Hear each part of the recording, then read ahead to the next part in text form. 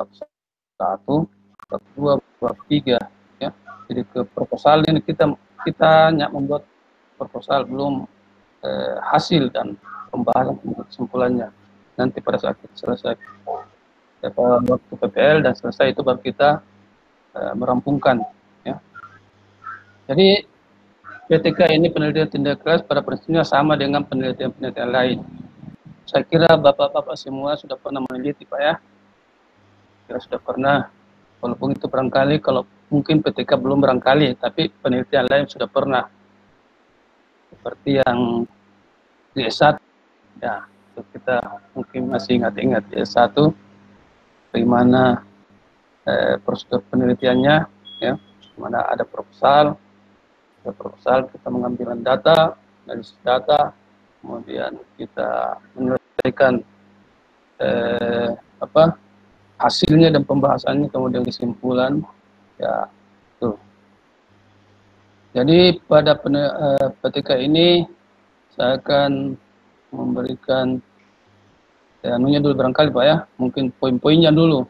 Apa itu format PTK, isinya di dalam Pak ya, apa itu isinya. Jadi mungkin kalau bisa saya mana ini mungkin, nah ini dalam bentuk ini Pak ya.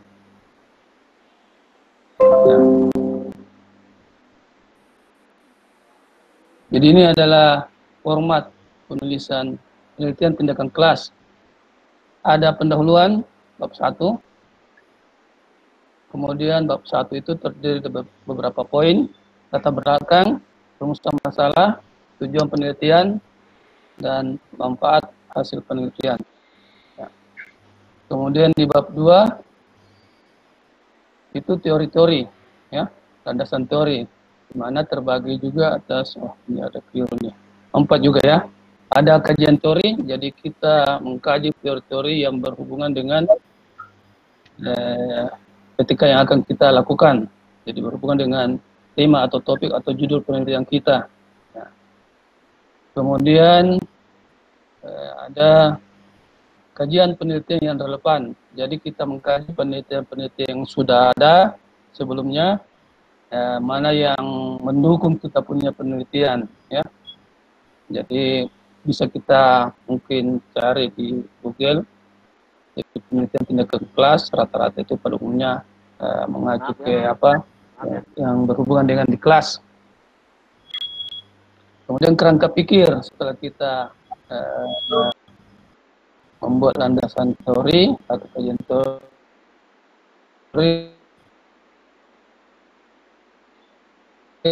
kan ini penelitian ketika ini ya. Jadi semacam ada uraian-uraian bagaimana menurut kita dalam menyelesaikan. Kemudian disertai dengan mungkin ada gambar-gambar baganya ya. Nah setelah itu ada hipotesis tindakan ya. Karena di rumusan masalah kita misalnya mengangkat bagaimana penerapan misalnya model pembelajaran misalnya discovery learning terhadap peningkatan hasil belajar. Nah, setelah kita membahas teori-teorinya, maka bisa kita buat sebuah hipotesis. Jadi hipotesis ini adalah secara teoretik Pak ya. Jadi jawaban secara teoretik dari apa yang kita teliti.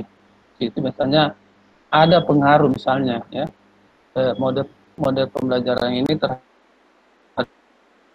peningkatan hasil belajar, itu antara lain.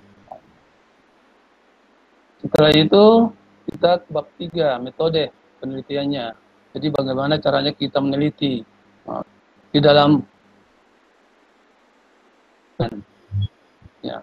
Jadi penelitiannya itu biasanya ya kuantitatif ya, karena ini penelitian tindak kelas ini masuk dalam bagian daripada penelitian kuantitatif. Kemudian desainnya, jadi desainnya itu kita membuat ada gambar yang bisa kita kutip.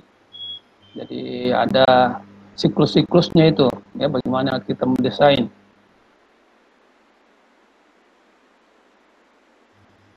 pembelajaran dalam penelitian ini.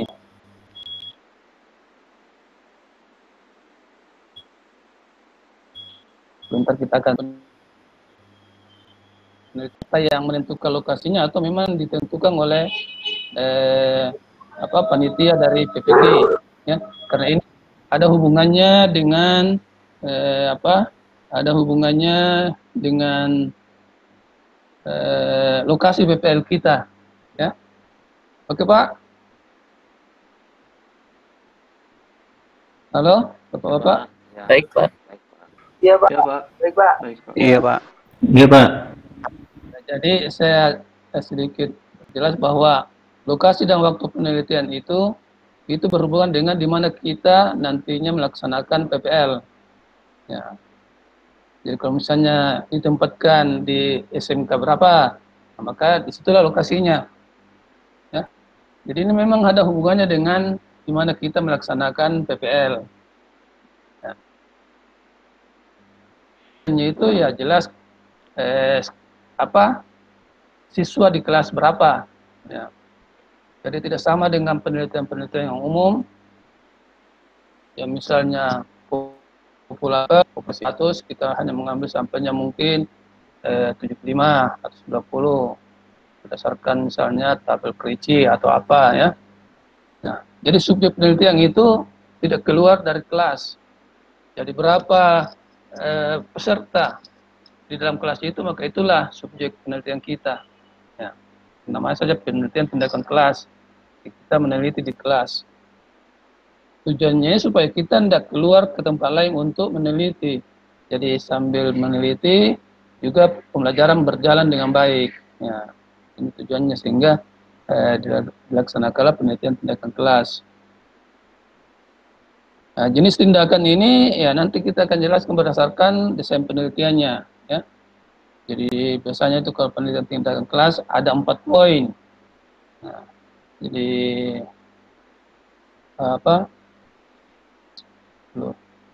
lupa lagi. Perencanaan, nah itu yang pertama. Kemudian kedua pelaksanaan, kemudian pengamatan, dan keempat refleksi. Ya. Jadi perencanaan itu kita merencanakan apa-apa yang kita melakukan dalam penelitian. Nah, misalnya membuat RPP, membuat bahan ajar. Nah ini yang kita seperti tadi Pak Ibrahim katakan. Jadi sebaiknya kita mengambil kita sudah buat yang fix tadi, yang kemarin.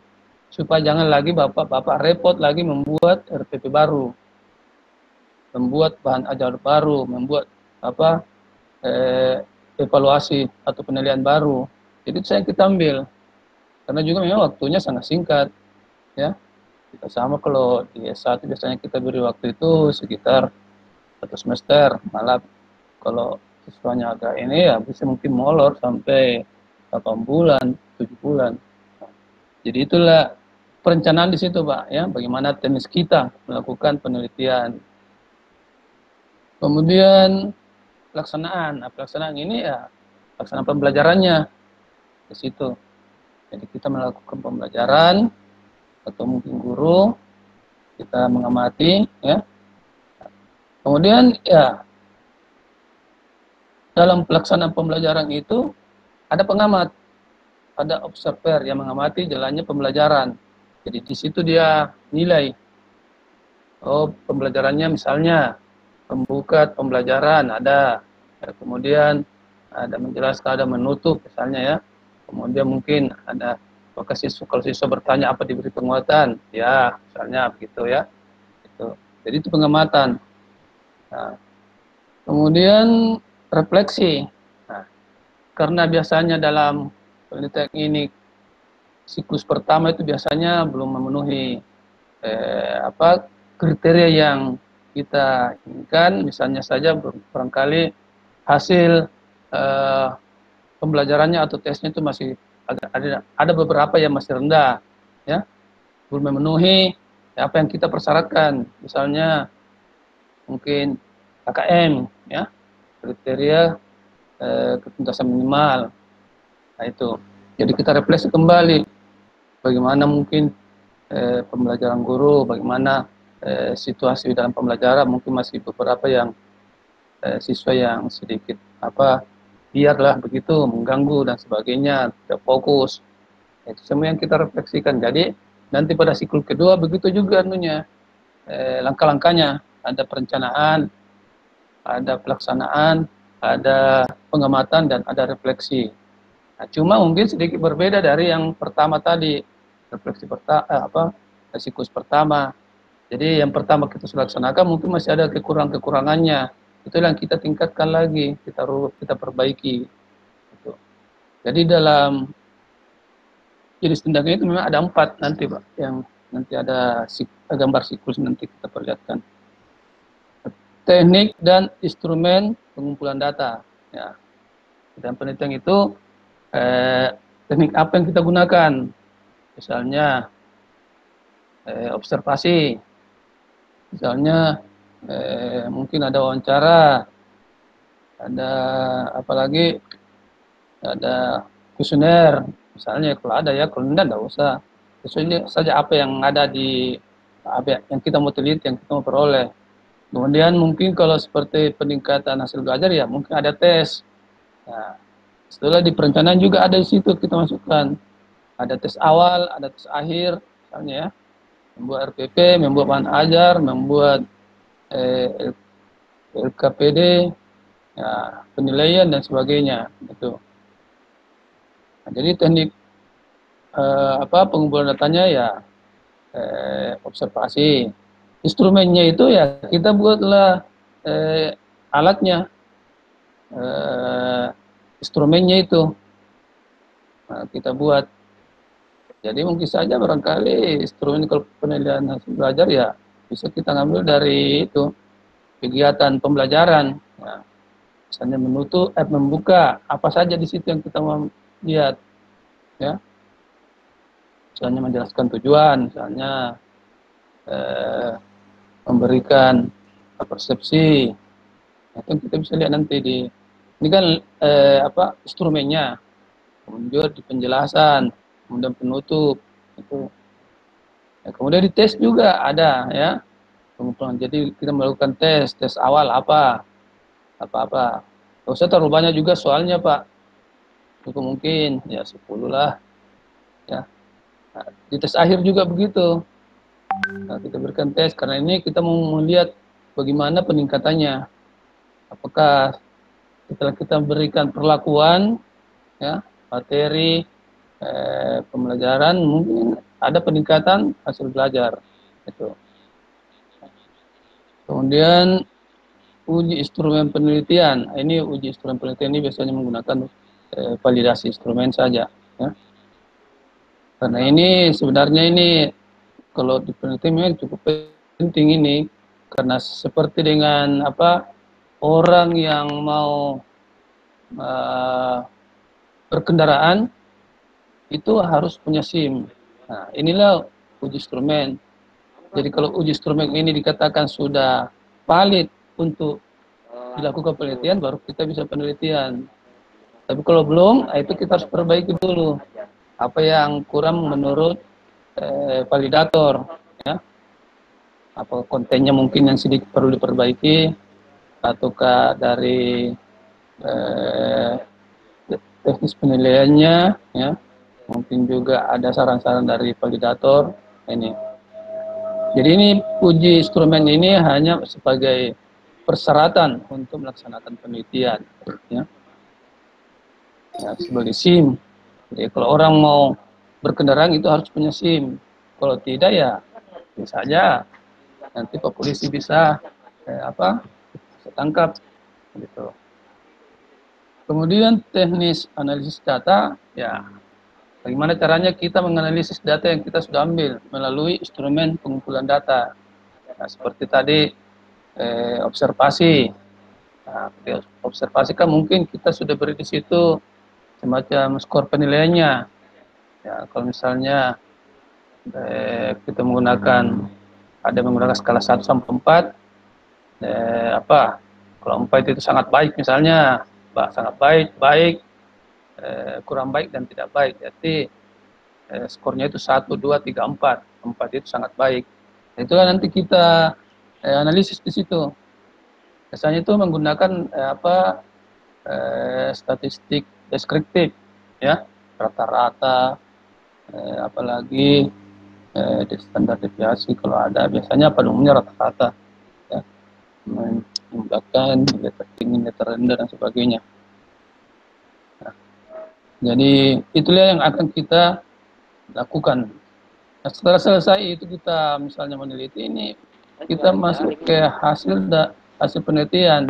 Jadi kita buatkan hasilnya, ya, bagaimana langkah-langkahnya, prosedurnya dan sebagainya. Kemudian hasil penelitiannya, data-datanya, kemudian kita analisis. Nah, setelah itu kita bahas apa yang diperoleh pada penelitian itu. Ya, kita ada pembahasan. Nah, setelah itu ya bab 5 kesimpulan, ya, kesimpulan dan saran-saran. Jadi kita menyimpulkan apa yang kita sudah teliti. Kesimpulan ini biasanya itu mengacu ke tujuan penelitian atau rumusan penelitian. Jadi kalau rumusan penelitiannya itu ada 2 poin, maka tujuan penelitiannya juga 2 poin. Nah, kesimpulannya juga ya jelas 2 poin. Jadi apa yang kita dapatkan di bab 4 itu kita simpulkan. Nah, kemudian ada saran-saran masukan mungkin kepada guru yang bersangkutan atau kepada sekolah, kepada dinas pendidikan dan sebagainya, ya. Nah, setelah itu ada daftar pustaka, ada lampiran. Jadi daftar pustaka ini tetap juga di proposal ada daftar pustaka. Jadi setelah metode penelitian itu ada daftar pustaka, ya. Jadi maksudnya itu khususnya yang di bab 2 kajian pustaka, kita mengambil dari buku-buku, ya,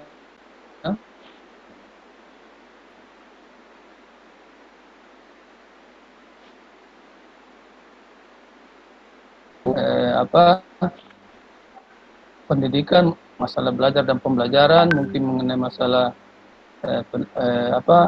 hasil belajar, mungkin dari buku yang membahas masalah model-model pembelajaran dan sebagainya. Yang penting berhubungan dengan apa yang kita teliti. Nah, selain juga ya karena kita menggunakan teknik analisis data, ya itu mungkin juga ada sumbernya, ya. Misalnya dari apa itu segi metode penelitian kuantitatif dan kualitatif. Nah itu dia banyak. Ini jadi tetap ada daftar pustaka yang kita lampirkan di situ, kita munculkan. Nah, kemudian lampiran-lampiran ini kalau memang biasanya nanti di bab 4 ini di penelitiannya sendiri, ya. Jadi setelah kita penelitian sudah semua kita bahas, baru ada lampiran-lampiran, misalnya lampiran hasil observasi, lampiran RPP, lampiran bahan ajar, ya, itu lampiran LKPD, lampiran evaluasinya, kemudian juga mungkin hasil analisis datanya, itu semua dilampirkan di situ. Jadi di bab 4 hasil penelitian itu tidak usah kita masukkan hitung-hitungnya, tapi rangkuman saja dari perhitungan itu, ya. Di bab 4 itu rangkumannya saja kita masukkan, tapi perhitungannya ada di lampiran. Jadi misalnya lampiran analisis data observasi, nah itu kita lihat situ. Tapi untuk masuk di bab 4 hasil penelitian itu hanya rangkuman secara umum saja, ya. Jadi ini adalah sampai di bab 3 ini poin-poin daripada penelitian tindakan kelas. Ditambah dengan daftar pustaka dan enggak usah lampiran dulu, enggak usah lampiran. Daftar pustaka saja. Oke. Ini Bapak sudah sudah foto atau dicatat ini, Pak? Iya, Pak, sudah di screenshot, Pak. Nah, jadi kalau gitu kita akan lanjutkan ke pembahasan lebih jauh, ya, Pak, ya. Saya tutup dulu. Ini Pak Ahmad baru. Yuk. Apalagi? Oh ya, sudah cukup ya.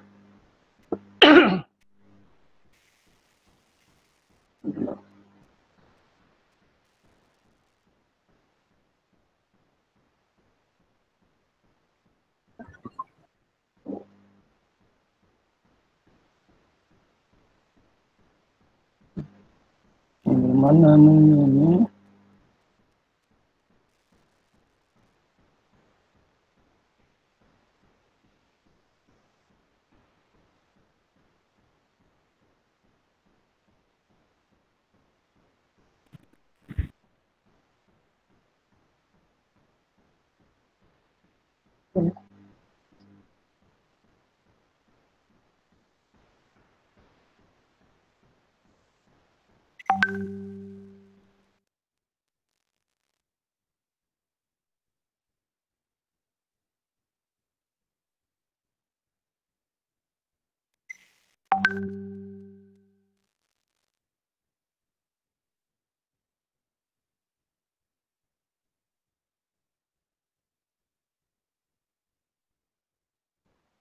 Oke Pak, kita lanjut ya Pak. Pak. Ya, ini kita lanjut ke materinya ini yang ya. Jadi penelitian tindakan kelas.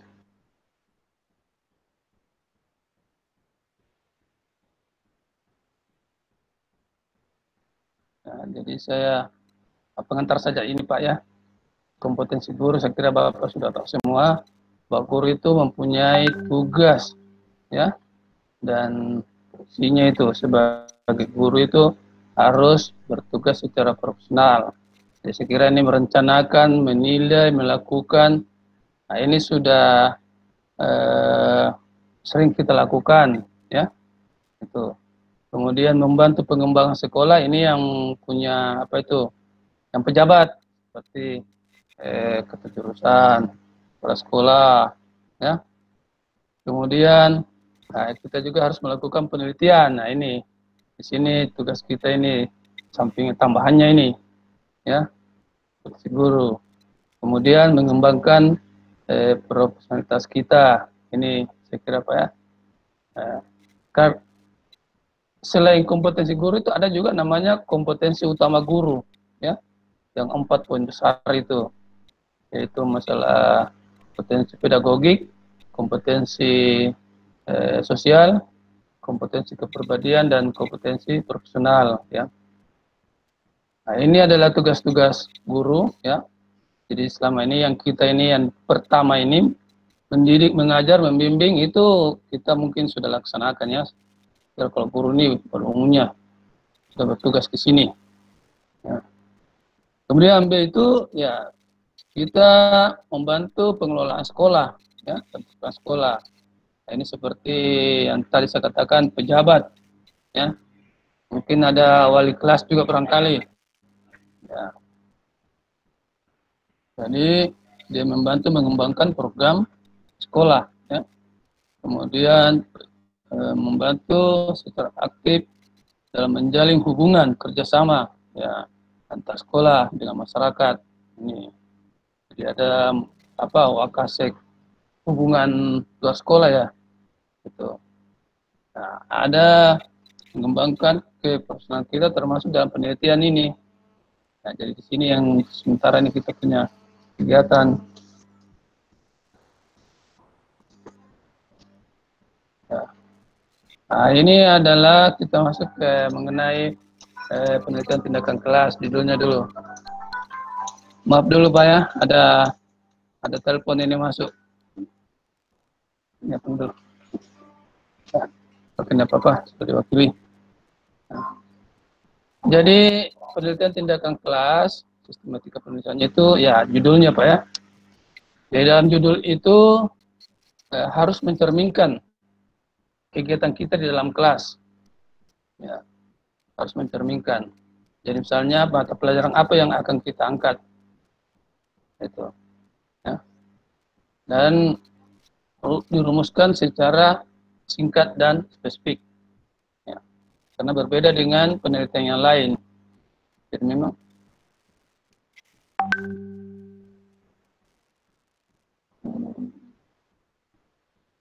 ya. Kemudian mencerminkan permasalahan pokok yang akan dipecahkan dalam PTK. Nah, itu. Misalnya hasil pembelajarannya menurun. Ya, misalnya ya. Selama ini hasil pembelajarannya mungkin rata-rata cukup bagus, tiba-tiba kok menurun. Ada apa ini? Nah, mungkin juga dari segi motivasi siswa ini. Kemudian dipaparkan secara jelas, padat, tidak memberi kemungkinan penafsiran yang beragam. Ya, jadi ada hanya satu penafsiran tunggal. Jadi misalnya ya penerapan penelitian, penerapan model pembelajaran berbasis masalah untuk meningkatkan hasil belajar mata pelajaran apa di kelas berapa. Ya, ini.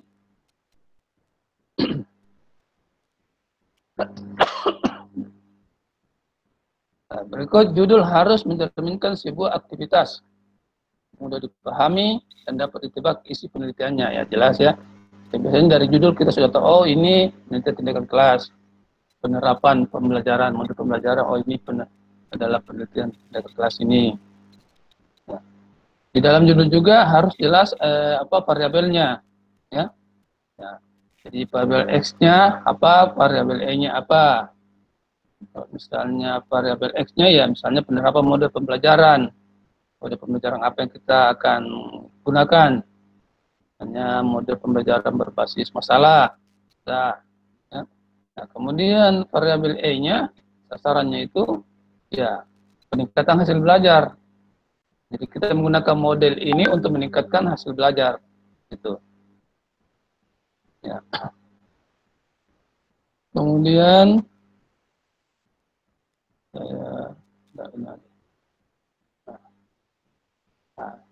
ini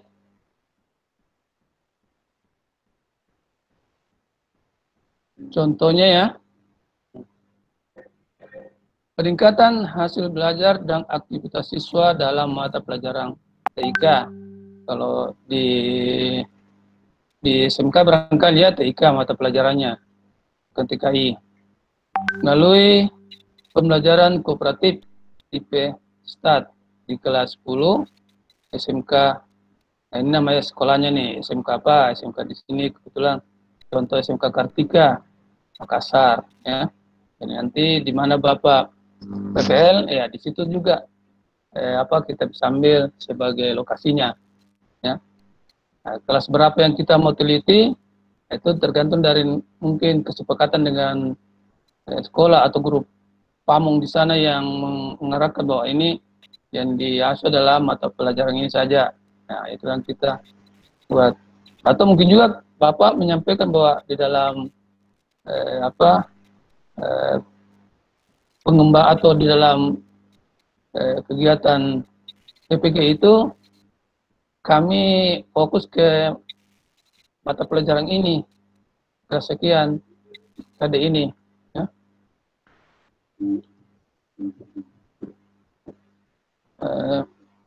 Maaf dulu Pak ya, ada sedikit ini yang mau di apa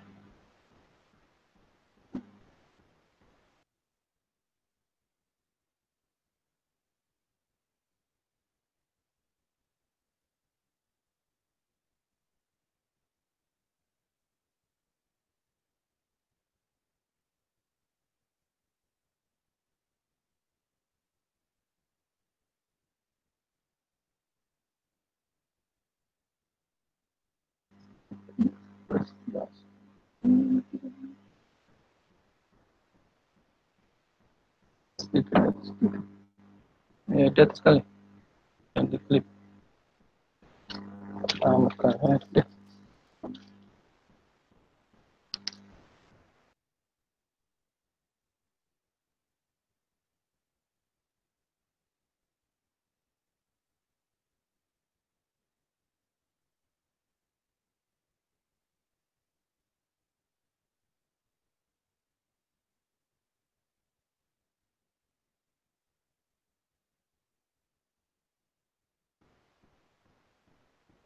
Oke Pak, kita lanjut. Nah, jadi ini adalah contoh Pak ya. Jadi hanya contoh ini, bisa juga mungkin sedikit Bapak formulasi judulnya ini, ya. Misalnya penerapan model pembelajaran kooperatif tipe START untuk meningkatkan hasil belajar dan aktivitas siswa dalam mata pelajaran TIK kelas 10 SMK berapa Makassar, ya. Jadi ini hanya berupa contoh saja, jadi nanti Bapak bisa formulasi. Nah, setelah judul, kita masuk ke latar belakang. Latar belakang, pendahuluan. Jadi dalam latar belakang itu, biasanya kita menggunakan sistem piramida terbalik, ya. Piramida terbalik. Jadi kita membahas dulu secara luas mengenai masalah pendidikan, ya, kemudian mengerucut sampai ke apa yang kita mau teliti. Nah, itu. Nah, di akhir-akhir latar belakang itu, di situ biasanya muncul apa yang kita mau teliti. Apa yang kita mau teliti. Tapi sebelumnya itu memang kita harus juga melihat secara teoretik secara idealnya itu apa yang kita mau teliti, ya. Jadi harus ada yang kita melihat sekarang ini kenyataan dalam pembelajaran yang kita mau angkat itu. Bagaimana, apa saja yang bermasalah. Kalau misalnya yang idealnya itu ada 10 poin misalnya, ya. Ada 10 poin, kondisi yang idealnya normal itu sesuai dengan teoretik, tapi di dalam kenyataan itu mungkin hanya ada 4 poin yang terlaksana. Berarti masih ada 6 kekurangannya, ya. Ya, masih ada 6 kekurangannya. Nah, dari 6 kekurangan ini ya bisa kita ambil beberapa poin saja, tidak usah semua. Cukup mungkin 2 saja, ya, 2 poin atau mungkin 3, tapi kalau untuk ini mungkin ya malah mungkin barangkali 1 poin saja kita ambil, karena melihat memang waktu yang agak mepet, ya, itu. Nah, juga kita akan ya jelaskan masalah kegiatan pembelajaran, karena Bapak kan sudah mengetahui kegiatan pembelajaran yang selama ini karena Bapak sebagai guru kelas, ya. Jadi bisa Bapak menjelaskan di situ, menyinggung teori yang melandasi apa yang akan kita pecahkan. Berikut, apa yang membuat peneliti merasa gelisah? Nah, ini. Nah, selama ini kok kenapa di dalam kelas saya ini yang mana kita harapkan hasil belajarnya meningkat, kok malah berbeda, malah menurun, ya. Padahal kita harapkan itu hasil belajar meningkat. Yang hasil misalnya kemarin itu mungkin yang mencapai KKM mungkin ada 20 orang, tapi sekarang kok malah menurun cuma 15, malah 13 orang. Ada apa ini? Apa yang menyebabkan sampai hasil belajarnya menurun? Jadi inilah yang kita harus lihat, seperti tadi yang tadinya sesuai dengan secara ideal standar itu ada 10 poin yang kita lihat yang memenuhi standar pembelajaran, tapi kenyataannya di kelas itu hanya 4 poin saja. Jadi itu yang kita mau teliti, yang kekurangannya itu yang 6 poin, tapi jangan semua, tidak usah semua, ya cukup beberapa saja. Kalau perlu ya 1, karena ini waktunya singkat, ya. Nah, kemudian masalah yang diteliti itu diharapkan bisa terlaksana, ya. Ya, jangan kita terlalu mengambil atau membuat suatu rumusan masalah yang terlalu sehingga akhirnya nanti sulit dilaksanakan, ya.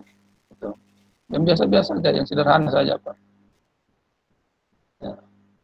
Berikut identifikasi masalah ini yang tadi. Jadi bisa saja ini kalau memang bisa digabung di latar belakang juga, tapi di akhir-akhirnya ini kita munculkan, ya. Jadi dari sekian masalah yang kita sudah kemukakan, dan seharusnya sekian masalah yang sekian yang harus, yang idealnya, maka ya, itulah identifikasi masalahnya. Kemudian kita batasi saja berapa poin, atau satu atau dua. Kemudian ini identifikasinya juga ya sama tadi. Itu antara lain contohnya nih, pembelajaran TIK di kelas masih berjalan monoton. Ya ini ya. Jadi mungkin kita menggunakan mode pembelajaran yang lebih menyenangkan, yang lebih kreatif dan sebagainya. Belum ditemukan strategi pembelajaran yang tepat. Kemudian metode yang digunakan bersifat konvensional. Rendahnya kualitas pembelajaran, rendahnya hasil belajar untuk mata pelajaran TIK. Ini contoh saja ya untuk kita mengungkapkan identifikasi permasalahannya. Nah, dari apa yang kita sudah sampaikan di latar belakang, nah, maka muncullah rumusan masalah. Ya.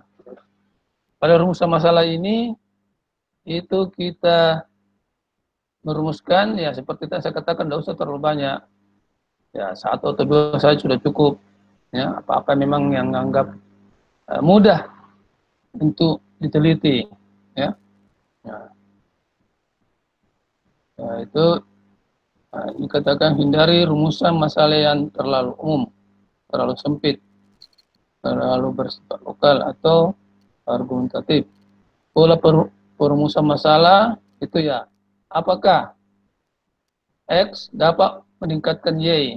Seperti tadi, apakah penerapan model pembelajaran berbasis masalah misalnya dapat meningkatkan hasil belajar siswa pada mata pelajaran TIK ya, di kelas sekian, kelas 10, SMK berapa itu ya. Atau yang lain, bagaimana X dapat meningkatkan Y ini. Jadi ini rumusan masalah, contoh-contoh yang sederhana daripada rumusan masalah ya. Nah ini misalnya, apakah penerapan model pembelajaran kooperatif IP STAT dapat meningkatkan hasil belajar siswa kelas 10 SMK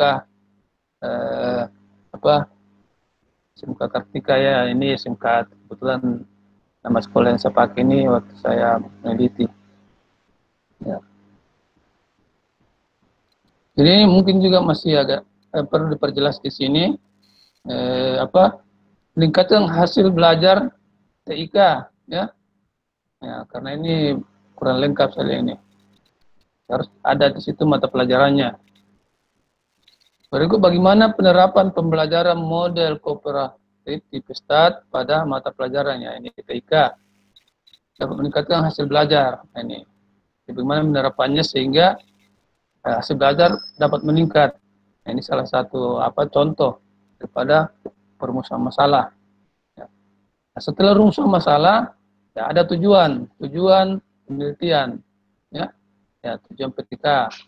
Nah, dalam tujuannya itu paling tidak merupakan jawaban yang paling sederhana daripada rumusan masalah, ya. Itu. Jadi misalnya itu kalau tadi dibilang tadi, nah ini saja langsung sini ya. Nah, untuk mengetahui penerapan, ya. Jadi kita tambahkan saya untuk mengetahui penerapan, untuk mengetahui cara penerapan dan sebagainya, ya. Karena ini adalah baru rumusan jawaban sementara yang paling sederhana, ya berdasarkan rumusan masalah yang kita kemukakan tadi. Ya, jadi kalau rumusan masalahnya 2, maka tujuannya juga 2. Tujuan petikannya atau tujuan penelitiannya 2. Ya. Jangan rumusannya 2 baru tujuannya 3 atau 1. Ya, harus sama. Ya, karena itu yang kita mau teliti. Berikut manfaat penelitian ya. Tadi kan manfaatnya. Apa manfaat penelitian? Itu biasanya apa manfaat penelitian bagi guru, bagi siswa, bagi sekolah. Nah, ini ya. Jadi apa manfaatnya? Nah, diharapkan kan manfaatnya supaya hasil pembelajarannya bisa meningkat. Nah, guru juga bisa menggunakan berbagai macam mode pembelajaran ya. Jadi, jangan monoton hanya satu mode pembelajaran saja. Nah, dan sekolah juga supaya sekolah itu kualitas sekolahnya juga bisa meningkat karena dengan meningkatnya hasil belajar para siswa ya secara otomatis juga sekolah bisa meningkat. Ya. Nah, ini antara lain ini. Nah, untuk siswa, proses pembelajaran TIK di kelas 10 menjadi menarik dan menyenangkan, serta hasil belajar TIK menjadi meningkat. Ini contoh saja nih Pak ya. Untuk guru juga, ditemukan strategi pembelajaran yang tepat, tidak konvensional, tetapi bersifat variatif dan inovatif. Nah, sedangkan sekolah juga meningkatkan mutu sekolah dengan meningkatnya hasil belajar siswa. Jadi ini manfaat yang kita harapkan baik dari siswa, guru maupun bagi sekolah ya. Itu. Oke, Pak? Halo? Baik, Ya, Pak. Pak. Baik, Pak. Ya, Pak. Dan di sini mungkin ada yang belum jelas.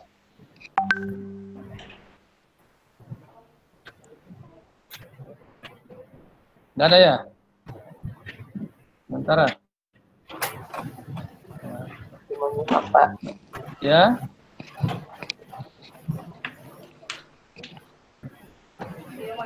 Halo, Assalamualaikum. Salam. Silakan, Pak. Ya, Pak. Ini Nizar, Pak. Ya, Pak Nizar. Silakan. Ya, mungkin untuk ini yang disampaikan oleh Bapak ini untuk PPK-nya mungkin ya, Pak, atau proposalnya, ya. Pak? Ya. Untuk apakah untuk proposalnya yang ini atau yang PPK nanti hasil akhirnya, Pak? Ini termasuk, Pak. Jadi contoh-contoh untuk penelitian PTK-nya ini. Jadi apa yang kita harus buat misalnya di latar belakang, apa yang kita harus buat di masalah, ya. Nah, itu. Jadi kalau karena kemarin kan belum ada materi yang diberikan dalam workshop itu. Ya, belum kan. Di sini kita tinggal diskusi saja, sanggap apa kemarin itu sudah ada paling tidak gambaran ketikanya. Nah, jadi karena belum ada ya makanya saya berikan ini supaya lebih terbuka kita punya wawasan. Ya, jadi sekalian ada contohnya nih seperti ini yang tadi contoh untuk manfaat penelitiannya ya. Nah itu. Nah, jadi manfaatnya itu ya ada 3, guru, sekolah, dan siswa. Itu manfaatnya itu. Kemudian di bab 2, kajian pustaka. Nah, itu kita harus mengkaji teori-teori yang mendukung judul penelitian kita. Ya.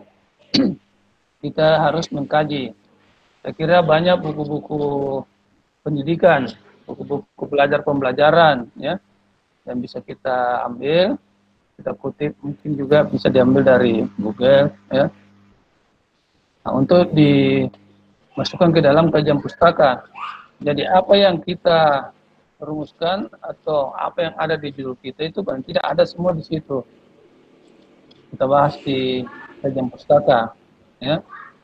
Nah, jangan yang lain-lain, tapi sebaiknya apa yang misalnya tadi model pembelajaran, nah itu kita harus uraikan dulu di sini model-model pembelajaran itu. Lebih khusus lagi dari model pembelajaran yang akan kita ambil sebagai model dalam penelitian, ya. Karena kita ketahui bahwa model pembelajaran itu banyak, ya. Nah, yang mana kita mau ambil dari antara sekian, nah, sesuaikanlah dengan apa yang kita mau teliti. Misalnya model pembelajaran berbasis masalah, maka ya itu yang kita perdalam modul pembelajaran berbasis masalah, termasuk mungkin juga sintaks-sintaksnya itu. Nah, itu di dalam bab 2 kajian pustaka. Ya. Nah, selain yang lain juga hasil belajar juga, misalnya karena ini hasil belajar ya. Ya itu. Jadi di sinilah kita menguraikan teori-teori yang mendukung, ya, yang berhubungan dengan judul penelitian kita. Itu. Ya, secara umum, ya. Satu lagi Pak, mungkin Pak. Ya, Pak. Ya. Ini kan saya ngajar itu di kelas 11 itu dua rombel Pak. Ya. Misalkan RPL 1 sama RPL 2. Nah ini Ya. untuk penelitian ini apakah cuma di satu kelas satu rombel saja atau boleh misalkan di dua kelas itu di dua rombel itu Pak? Nah, jadi ingat Pak ya, ini kan di sini waktunya singkat, ya Pak ya. Oh ya, jadi satu rombel aja ya Pak? Ya, satu saja. Maksudnya jangan kita mempersulit diri, ya Pak ya. Jadi carilah saja yang mudah. Satu rombel saya sudah cukup. Tapi tolong apa yang kemarin kita sepakati, RPP yang mana, ya? Iya Pak. Nah, yang saya harapkan seperti saya jelaskan Pak, jangan sampai kita membuat RPP baru, ya kan? Iya. Nah, kalau kita membuat RPP baru berarti itu, waduh, repot lagi. Ya, jadi apa yang kita kemarin sepakati RPP berapa itu saja yang kita teliti.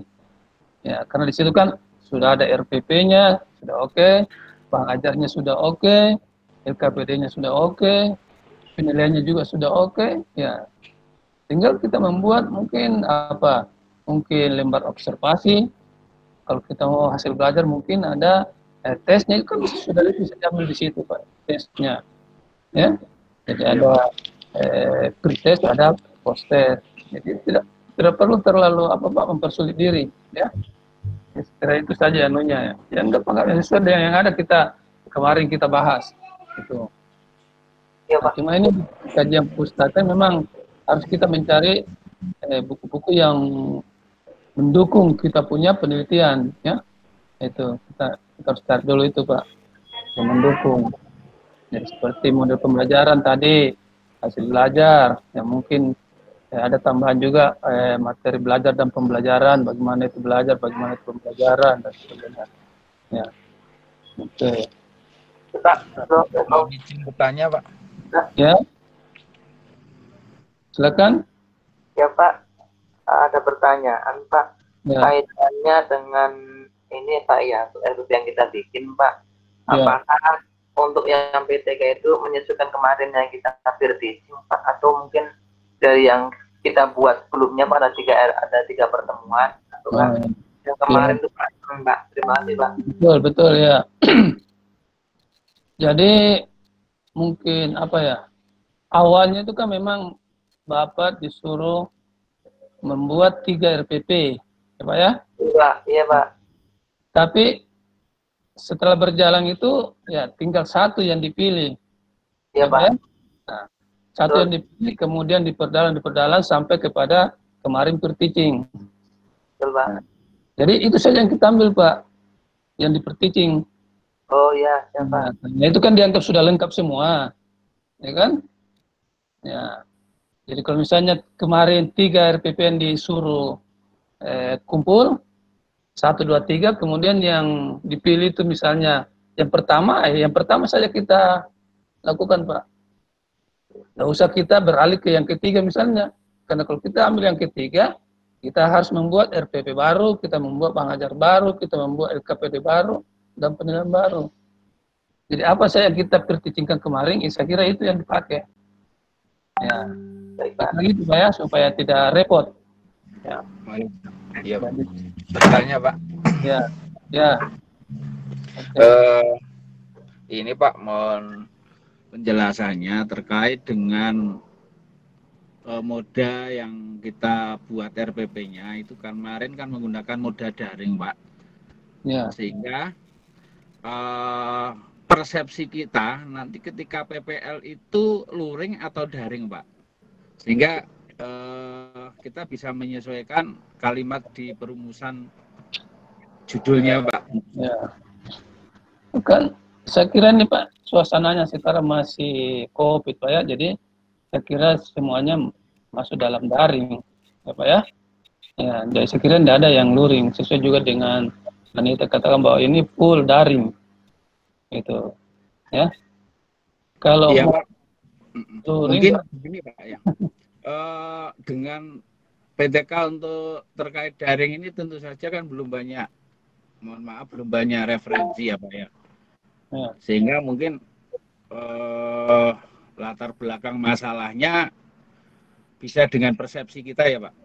Iya, kan nanti kalau PPL Bapak kan bisa konsultasi dengan pamonnya di sana, bagaimana selama ini pembelajaran yang ada di sana Pak. Ya, saya ini kan peserta PPK mau PPL, kemudian yang kemarin yang diperdalam itu adalah RPP ini. Ya, jadi mungkin Pak Mon bisa mengarahkan ke situ. Ya, supaya Bapak juga jangan masuk ke PPL sebentar guru pamong yang mengarahkan untuk materi ini, padahal itu kan Bapak tidak buat untuk materi itu, ya kan? Bapak hanya membuat misalnya materi yang sudah Bapak perdalam dari awal sampai kemarin teaching, itu saya disampaikan kepada pamong supaya dia bisa arahkan ke situ Pak. Karena kalau nanti diberikan misalnya materi baru, wah Bapak bisa-bisa kelewatan itu karena waktu. Ya, ya Pak, betul Pak. Nah, jadi tolong disampaikan itu Pak. Saya pun kemarin waktu Pak pendalaman review apa itu, ini materi saya Pak, RPP saya. Jadi kalau bisa disesuaikan dengan itu. Terus saya khawatirkan Bapak bisa nanti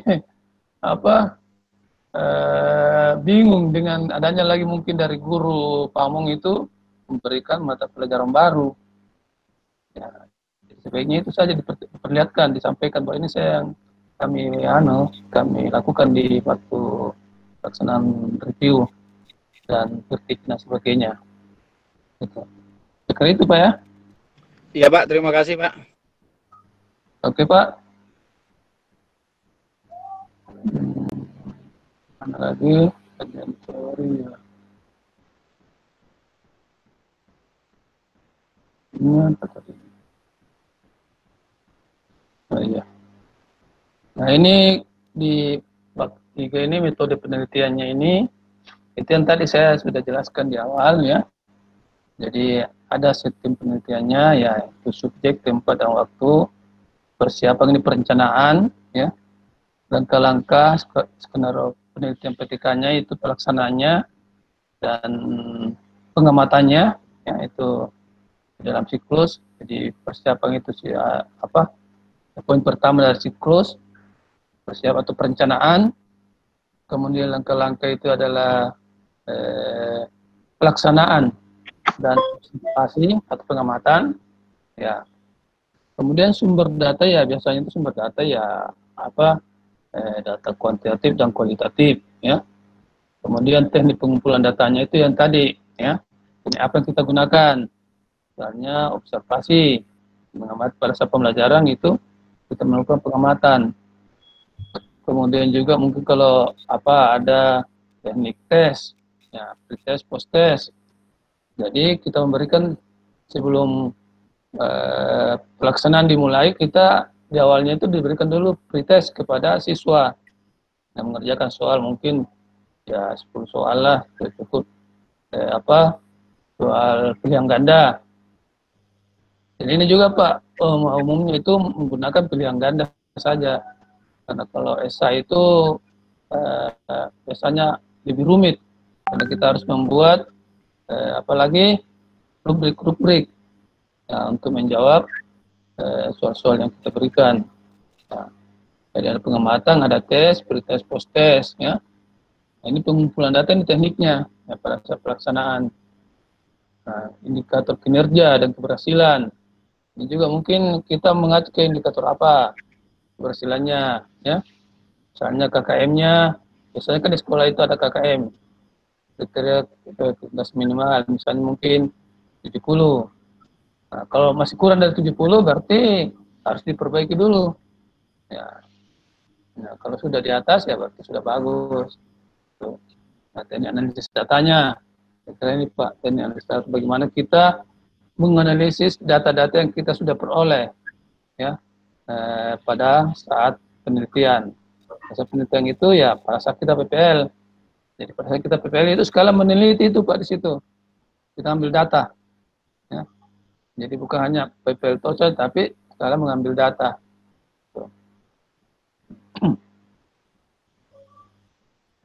Itu, nah ini setting penelitiannya ya, menjelaskan tentang tempat dan waktu PTK ya, tempat penelitian, contohnya dilaksanakan ya, waktu penelitiannya itu ya mungkin semester ganjil tahun ajaran 2020-2021 ya. Nah, siklusnya ini biasanya itu yang 4 siklus ya, siklus. Mana tadi ini? Sebetulnya siklus ya. Jadi siklusnya itu biasanya ya menggunakan 2 siklus yang paling sederhana itu ya. Jadi kalau misalnya siklus pertama belum berhasil, belum sesuai dengan apa yang kita targetkan, maka beralih ke siklus 2. Tuh. Lanjut ke siklus 2 dengan melakukan refleksi-refleksi apa kekurangan daripada siklus pertama tadi ya.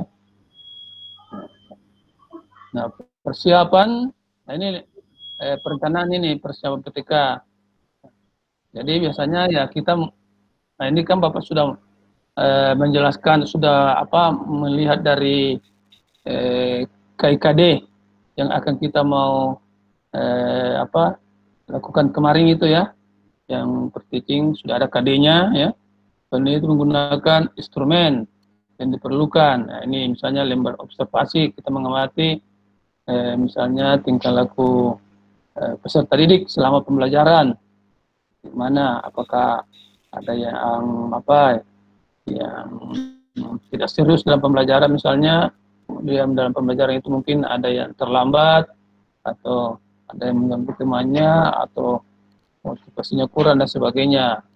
Nah, RPP ini kan kita sudah buat ini Pak RPP, tapi tetap dicantumkan saja ya RPP. Lembar evaluasi saya kira sudah ada, LKPD, bahan ajar juga sudah ada. Ya, saya kira tidak repot lagi, ya tinggal sedikit. Subjek penelitian, ini adalah siswa yang akan kita teliti dalam suatu kelas. Berapapun peserta atau siswa dalam satu kelas itu saja yang kita ambil Pak. Mungkin 20 orang saja tidak apa-apa, 20 orang. Karena kita meneliti dalam suatu kelas, ya. Itu.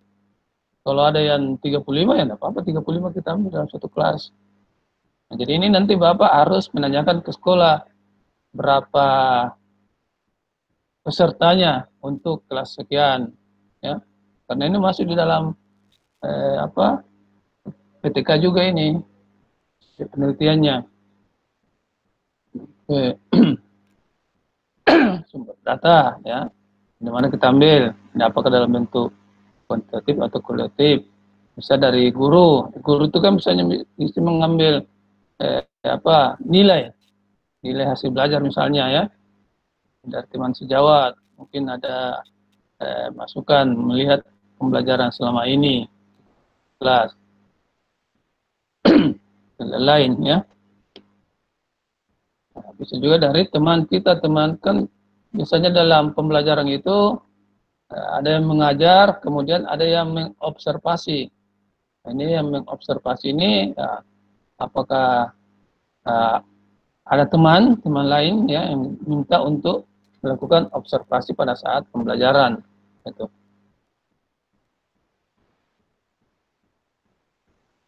Berikut teknik dan alat pengumpulan data. Nah, ini ya.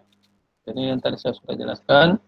Nah, jadi pada umumnya pengumpulan data itu kita menggunakan ya tadi observasi, wawancara, ada kuesioner, angket, ada tes ya. Itu. Kalau PTK itu ya pada umumnya observasi, wawancara juga bisa dengan guru mewawancarai, kemudian tes ya. Nah, data kuantitatif, kualitatif ya. Kemudian Nah, data tersebut digunakan untuk menggambarkan perubahan yang terjadi, baik perubahan kinerja siswa, guru, dan suasana kelas.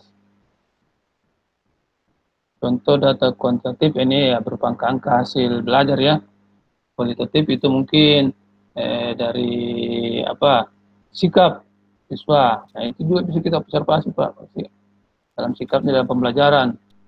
Bagaimana, apakah dia termotivasi atau mungkin dalam pembelajaran itu sering terlambat ya. Nah, itu mungkin bisa mengganggu temannya, memperhatikan pembelajaran dan sebagainya. Data kuantitatif dapat dianalisis dengan deskriptif persentase ya. Jadi biasanya itu rata-rata dan persentase ya.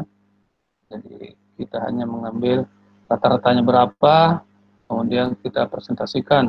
Kemudian kalau kita menilai ya, berapa skornya, berapa skor maksimum, kemudian dikali 100% mungkin ya. Nah, itu. Kemudian ini tadi apa ya?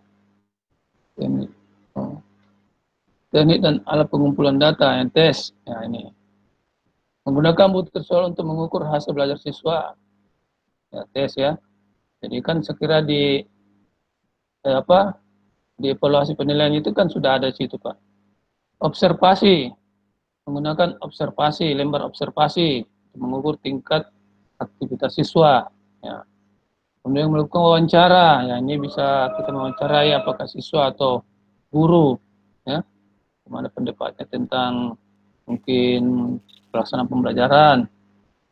Kuesioner, kalau kita mau melihat sikap atau pendapat siswa atau maupun guru. Diskusi juga kalau bisa ya. Nah ini, tapi biasanya kalau PTK itu tes observasi ini paling umum. Mungkin disertai dengan wawancara kalau kita mau ada yang kurang jelas ya kita bisa mewawancarai guru teman sejawat dan lain-lain. Indikator kinerja ini biasanya ya untuk mengukur ya hasil belajar misalnya untuk mengukur kinerja ya bagaimana keberhasilannya sehingga apa yang kita harapkan bisa meningkat. Jadi ada indikatornya. Mungkin juga kalau seperti hasil belajar itu ya ada KKM yang bisa kita lihat sebagai acuan ya.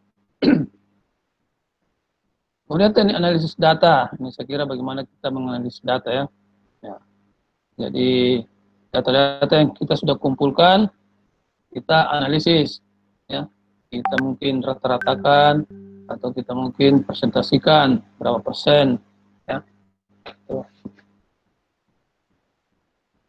Kemudian prosedur penelitian, ini yang tadi ada yang 4 bagian ya. Jadi prosedurnya itu biasanya kita menggunakan siklus. Siklus pertama, siklus kedua, siklus ketiga, dan seterusnya. Tapi kalau PTK itu mungkin ya 1 siklus atau 2 siklus sudah cukup. Ya. Jadi perencanaan ya, atau persiapan. Nah ini. Tim peneliti melakukan analisis kurikulum. Nah, ini saya kira sudah ya, sudah dilakukan. Membuat RPP, ini saya kira sudah ada. Membuat media, saya kira sudah ada. Menguraikan alternatif solusi yang akan dicobakan dalam rangka pemecah masalah. Ya, ini.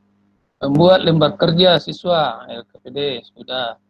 Membuat instrumen yang digunakan dalam siklus PTK, serta menyusun alat dan evaluasinya. Ini. Jadi, saya kira sudah ada semua ini, tinggal kita yang kurang ditambah. Ya. Nah, pelaksanaan ini adalah pada saat kita pembelajaran. Ya. Nah, ini. Jadi pada saat pembelajaran bagaimana guru membelajarkan sesuai dengan topik penelitiannya. Jadi, misalnya model pembelajaran berbasis masalah. Nah, bagaimana strateginya di situ, bagaimana pelaksananya. Ya. Kemudian pengamatan atau observasi. Jadi pada saat pelaksanaan itu sekalian bersama dengan observasinya, pengamatannya. Karena tidak mungkin kita bisa mengamati kalau tidak ada pelaksanaan. Jadi antara pelaksanaan dan pengamatan itu berada pada waktu yang bersamaan. Ya. Jadi misalnya gurunya melaksanakan pembelajaran, nah mungkin teman lain atau teman sejauh kita yang membantu mengamati jalannya pembelajaran. Nah, maka dilihat di situ, diamatilah sesuai dengan lembar pengamatannya, ya, lembar observasinya itu, ya, apa yang kita mau observasi. Nah, mungkin saja poin-poinnya tidak usah terlalu banyak, ya, mungkin 7, 8, atau mungkin maksimal 10 poin itu sudah cukup. Ya. Nah, berikut refleksi.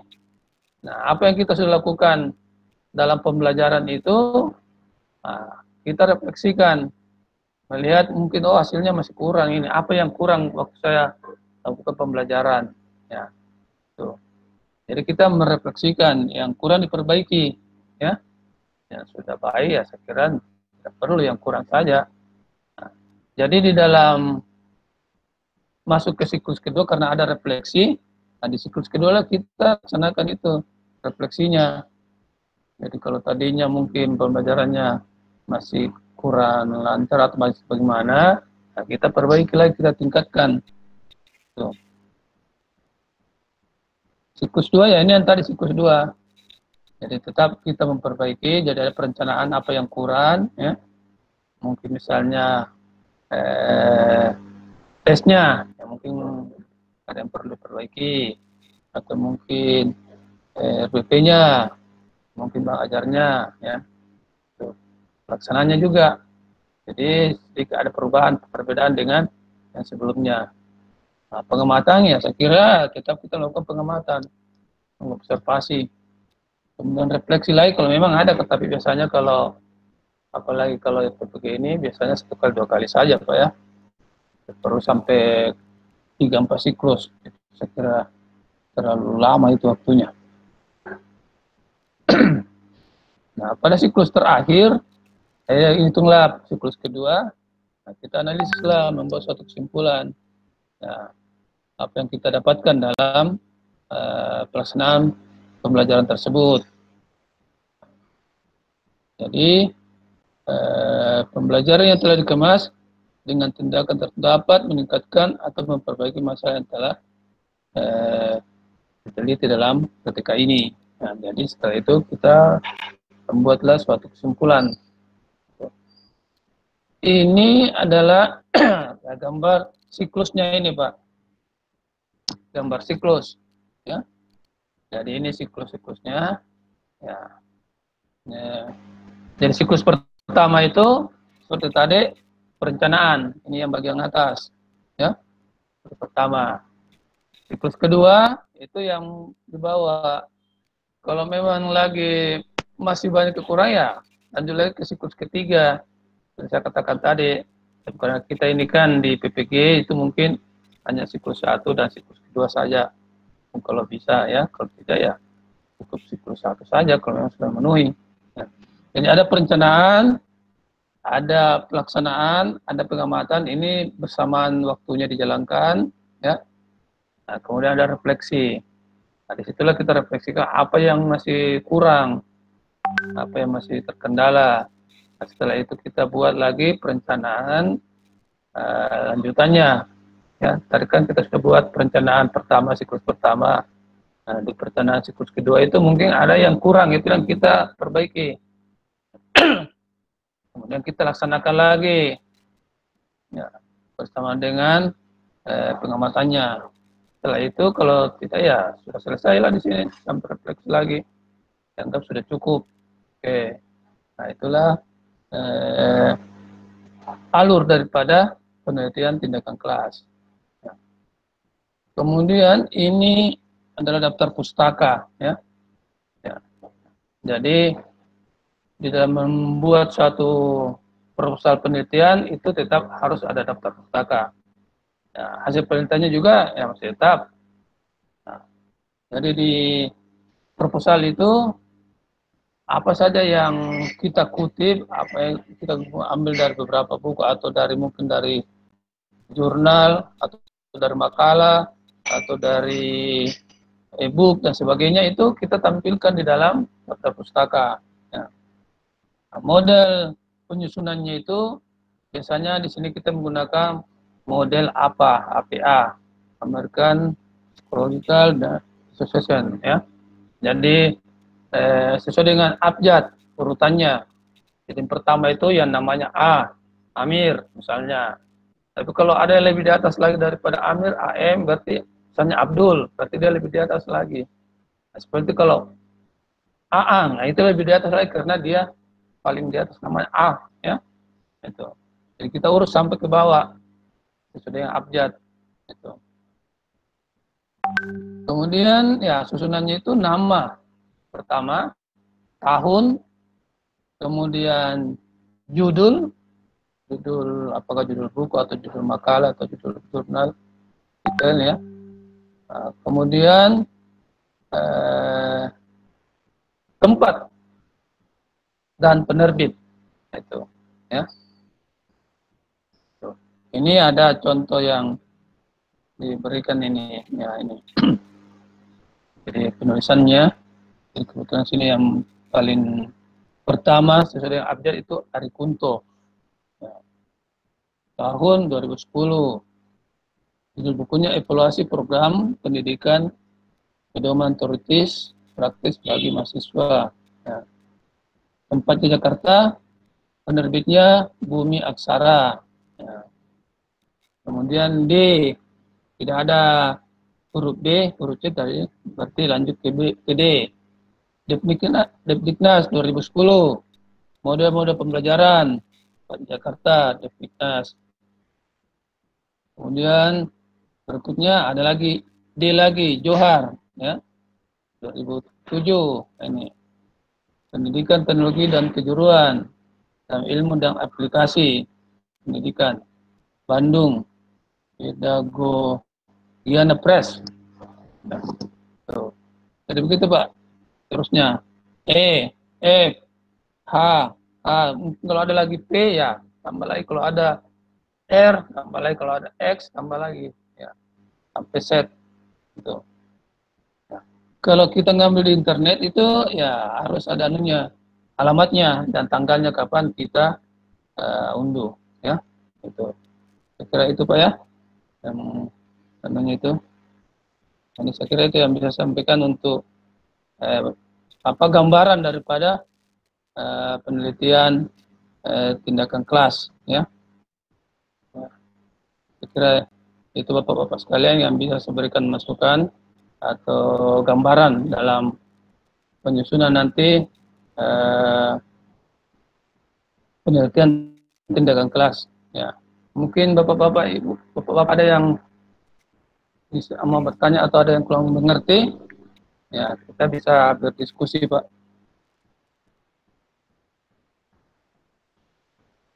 Oke, Bapak sekalian. Baik Pak. Ya.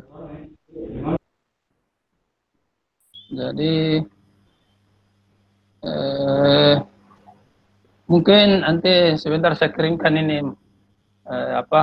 filenya Pak ya di grup. Baik Pak, terima kasih. Ada di tujuan ini ya. Mungkin juga dengan format penulisannya tadi ya. Mungkin saya lihat ini di jadwal ada koneksi ya. Kemudian ada diskusi juga, itu nanti di LMS saja Pak ya. Ya. Karena kita ini diharapkan berdiskusinya di LMS. Baik Pak. Ya. Tapi tolong diperhatikan juga koneksi untuk pagi ini. Ya, kemudian siangnya itu ya kita lanjut dengan diskusi masalah PTK. Ya. Diharapkan nanti itu sudah ada gambaran daripada apa yang kita mau lakukan dalam PTK. Oke Bapak-bapak sekalian. Barangkali Pak Ibrahim ada masukan untuk PTK ini Pak?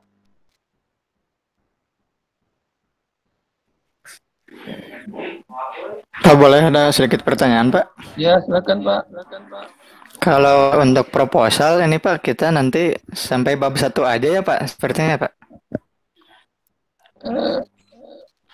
Ya karena itu kan baru topik dengan rumusan masalah ya.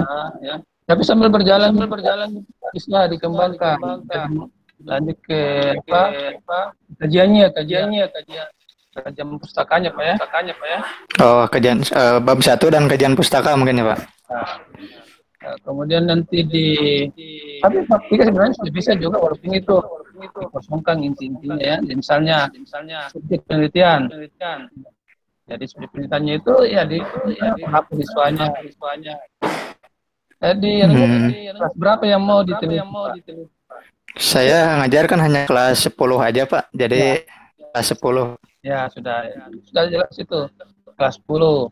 Tinggal nanti mata pelajarannya kan di RPP sudah ada Pak ya? Ya udah ada Pak. Berarti sudah itu.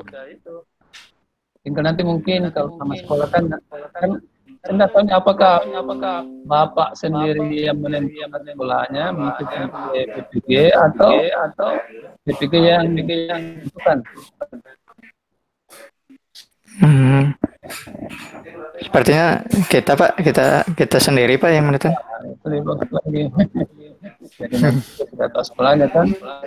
Iya Pak, sekolah. Iya. Jadi sebenarnya tidak bisa semua Pak. Cuma langsung rampung. Ya. Jadi mungkin bisa bolong-bolong dulu. Kasih apa? Oh iya. Bisa aja dulu.